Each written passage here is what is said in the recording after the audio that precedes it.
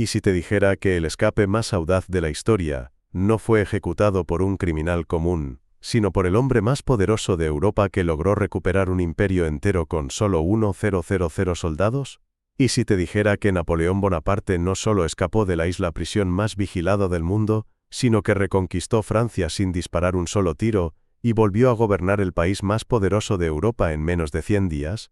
¿Y si te dijera que el escape de Napoleón de la isla de Elba no fue una fuga desesperada, sino una operación militar brillantemente planeada, que utilizó técnicas de guerra psicológica, espionaje y manipulación política tan sofisticadas que los gobiernos europeos tardaron meses en dar? ¿Y si te dijera que documentos recientemente descubiertos en archivos franceses, austríacos y británicos revelan que Napoleón había estado preparando su regreso desde el momento en que puso pie en Elba? ¿Y si te dijera que los 100 días que siguieron al escape de Napoleón no fueron un último intento desesperado de un emperador derrotado, sino la demostración más extraordinaria de genio político y militar de la historia moderna, que probó que un solo hombre con suficiente inteligencia y determinación podía desafiar a toda Europa y ganar? La verdadera historia de cómo Napoleón transformó una prisión en una base de operaciones, un exilio en una oportunidad, y una derrota aparente en la campaña más espectacular de comeback político jamás ejecutada. Al final de esta historia, entenderás por qué el escape de Napoleón sigue siendo estudiado en academias militares, como el ejemplo perfecto de planificación estratégica bajo condiciones imposibles. Verás cómo sus técnicas de reconquista anticiparon métodos de guerra moderna que no se volverían estándar hasta el siglo XX. Y te darás cuenta de que estás conociendo al hombre que demostró que en política, como en guerra, no existen situaciones verdaderamente imposibles para quienes poseen genio suficiente para transformar debilidades en fortalezas. La historia comienza con la prisión más custodiada de Europa, que se convirtió en el laboratorio donde Napoleón perfeccionó las técnicas que le permitirían reconquistar un continente. 4 de mayo de 1814, Napoleón Bonaparte llegó a la isla de Elba como un hombre aparentemente derrotado. Los aliados europeos que lo habían vencido creían que habían resuelto permanentemente el problema Napoleón, al exiliarlo a una pequeña isla mediterránea de apenas 224 kilómetros cuadrados, ubicada a solo 10 kilómetros de la costa italiana. La isla de Elba parecía la prisión perfecta para el emperador derrotado. Era lo suficientemente pequeña para ser monitoreada completamente, lo suficientemente aislada para prevenir comunicación fácil con el continente, y lo suficientemente remota para asegurar que Napoleón permaneciera fuera de la política europea para siempre. Los aliados le habían permitido conservar el título de emperador de Elba y una pequeña guardia de 1,000 soldados, pensando que estos gestos simbólicos satisfarían su ego mientras lo mantenían efectivamente neutralizado. Habían calculado que un hombre de 45 años, acostumbrado al poder absoluto sobre millones de personas, se deterioraría gradualmente en el aislamiento, y eventualmente se resignaría a una existencia irrelevante. Pero los aliados habían cometido el error más grande en la historia de la contención política. No habían comprendido que estaban dando a Napoleón exactamente lo que necesitaba: tiempo para planear, recursos para organizar, y una base de operaciones desde la cual podría lanzar la campaña de reconquista más extraordinaria jamás ejecutada. Documentos encontrados en los archivos de Elba revelan que Napoleón comenzó a planear su escape y regreso al poder desde su primera semana en la isla. No veía su exilio como una derrota permanente, sino como una oportunidad temporal para estudiar los errores que habían llevado a su caída inicial y desarrollar estrategias superiores para recuperar y mantener el poder. Napoleón transformó Elba en lo que esencialmente se convirtió en el primer think tank militar moderno. Utilizó sus 1,000 soldados no solo como guardias, sino como un Estado Mayor que analizaba sistemáticamente la situación política en Francia, monitoreaba las debilidades de los gobiernos aliados e identificaba oportunidades para una intervención exitosa.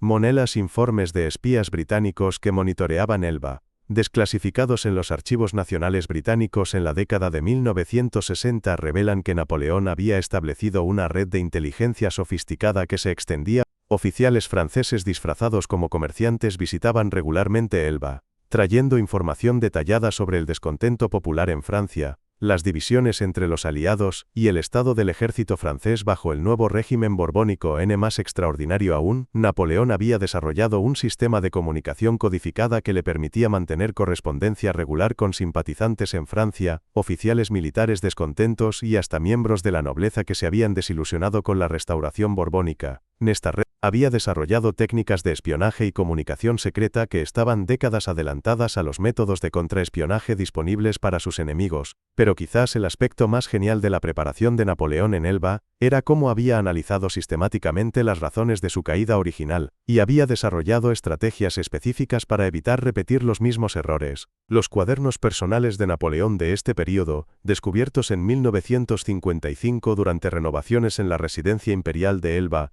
revelan que había identificado 3 factores principales que habían causado su primera derrota: sobreextensión militar que había agotado los recursos franceses, alienación de la población civil debido a las constantes guerras, y falta de legitimidad popular que había permitido a los aliados presentarse como liberadores. Napoleón había desarrollado soluciones específicas para, en lugar de lanzar inmediatamente nuevas campañas militares agresivas, se concentraría primero en consolidar el apoyo popular en Francia. En lugar de presentarse como un conquistador, se presentaría como un liberador que regresaba para rescatar Francia de la humillación extranjera.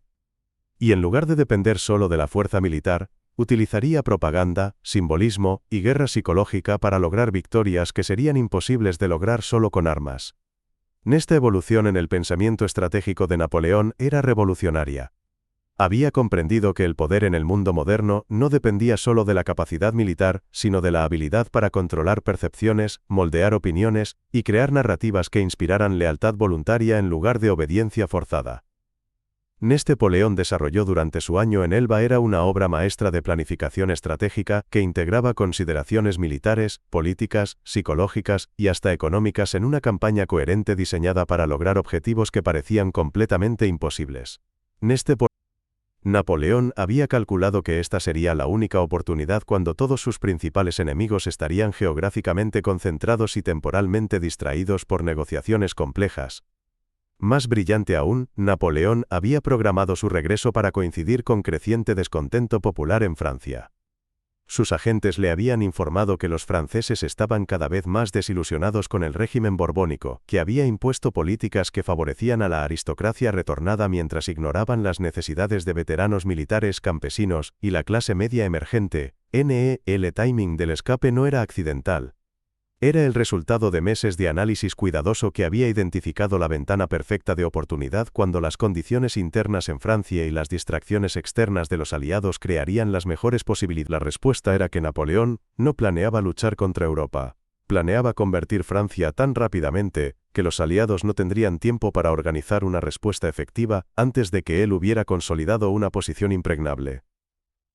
Su estrategia se basaba en velocidad, sorpresa y la explotación sistemática de las divisiones políticas internas francesas.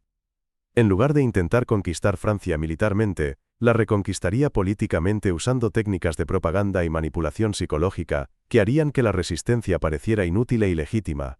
El escape de Elba, ejecutado el 26 de febrero de 1815, fue una obra maestra de planificación logística y timing que demostró la evolución del genio estratégico de Napoleón. Napoleón había calculado que necesitaba exactamente 700 soldados para el escape inicial, dejando 300 en Elba para mantener. Había seleccionado personalmente cada soldado que lo acompañaría, eligiendo no solo por lealtad, sino por habilidades específicas que serían necesarias durante diferentes fases de la campaña de reconquista. La flota que transportó a Napoleón de regreso a Francia consistía en 7 pequeños barcos que habían sido secretamente modificados para transportar no solo soldados, sino también equipamiento de comunicación, materiales de propaganda, e incluso una imprenta portátil que sería crucial para la fase de guerra psicológica de la campaña. En lugar de inmediatamente lanzar nuevas campañas militares agresivas como había hecho en el pasado, Napoleón se concentró primero en consolidar su base de poder interno transformando las instituciones políticas francesas de maneras que asegurarían apoyo popular duradero. Con acento agudo reformas constitucionales que limitaban el poder imperial mientras expandían derechos civiles, estableció sistemas de consulta popular que daban a los ciudadanos ordinarios voz en la política gubernamental, y creó programas económicos que favorecían a veteranos. representaban una evolución fundamental en la filosofía política de Napoleón hacia una comprensión más sofisticada de cómo el poder legítimo tenía que basarse en consentimiento popular en lugar de solo en superioridad militar. Había aprendido de su primera caída que incluso el genio militar más grande no podía mantener el poder indefinidamente contra la oposición de su propia población. Los 100 días representaron su intento de crear un sistema político que combinaría eficiencia autoritaria con legitimidad democrática. Pero mientras Napoleón trabajaba para consolidar su posición interna, también tenía que prepararse para la inevitable respuesta militar de los aliados europeos, que habían declarado que nunca aceptarían su regreso al poder.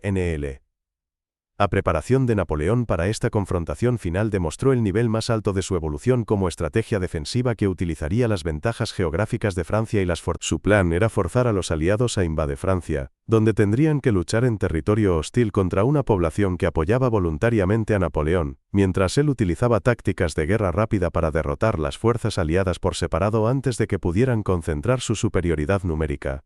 Esta estrategia requería precisión de timing que excedía incluso los estándares extraordinarios que Napoleón había establecido en campañas anteriores. Tenía que golpear a los ejércitos aliados en el momento exacto cuando estuvieran lo suficientemente cerca de Francia para ser vulnerable al ataque, pero no tan cerca que pudieran coordinarse efectivamente para defensa mutua. La campaña de Waterloo, aunque finalmente no exitosa, demostró que incluso en derrota, el genio estratégico de Napoleón había evolucionado hacia niveles de sofisticación que anticiparon desarrollos en guerra moderna que no se volverían estándar hasta décadas después. Su uso de comunicaciones rápidas para coordinar movimientos de múltiples cuerpos de ejército, sus técnicas para concentrar fuerzas superiores en puntos decisivos mientras mantenía flexibilidad estratégica general, y sus métodos para integrar consideraciones políticas y militares en planificación operacional establecieron precedentes que influenciaron el desarrollo de doctrina militar moderna. Incluso la derrota final en Waterloo fue resultado no de inferioridad estratégica, sino de factores tácticos específicos y errores de subordinados que estaban fuera del control. Los principios estratégicos que había desarrollado durante los 100 días permanecieron válidos y continuaron influyendo en pensamiento militar durante el siglo siguiente. Pero quizás la lección más importante de los 100 días no era militar, sino política. Napoleón había demostrado que en el mundo moderno, el poder legítimo tenía que basarse en algo más que superioridad militar o autoridad tradicional. Tenía que basarse en la capacidad de inspirar lealtad voluntaria, ofreciendo soluciones efectivas a los problemas reales que enfrentaban las poblaciones.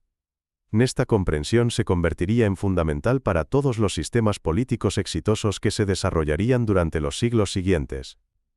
Los líderes que lograron mantener poder a largo plazo fueron aquellos que aprendieron las lecciones que Napoleón había demostrado durante los 100 días sobre la necesidad de combinar eficiencia administrativa con legitimidad popular.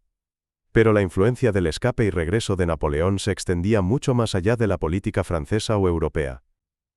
Había establecido un precedente que inspiró movimientos de liberación y reconquista política en todo el mundo durante los siguientes 2 siglos.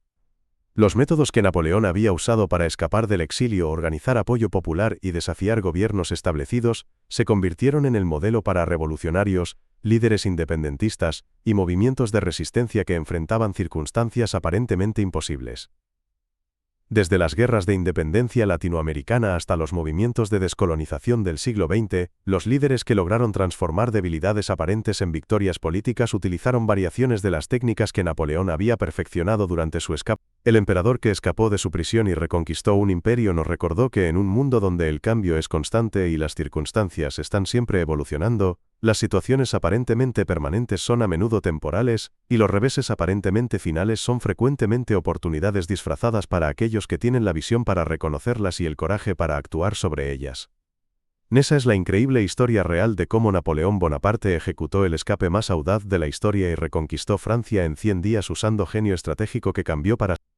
Si esta revelación sobre el comeback más extraordinario de la historia política te inspiró a reconsiderar tus propias suposiciones sobre limitaciones y posibilidades, asegúrate de darle like y suscribirte para más videos que revelan cómo individuos extraordinarios transformaron debilidades aparentes en victorias históricas. Deja un comentario y dime qué aspecto del escape y regreso de Napoleón te parece más aplicable a desafíos contemporáneos. ¿Reconoces estos mismos principios de transformación estratégica operando en situaciones modernas? Gracias por ver, y recuerda, Las situaciones más imposibles a menudo contienen las semillas de las victorias más extraordinarias para aquellos que tienen el genio para reconocerlas y el coraje para actuar sobre ellas. Asene.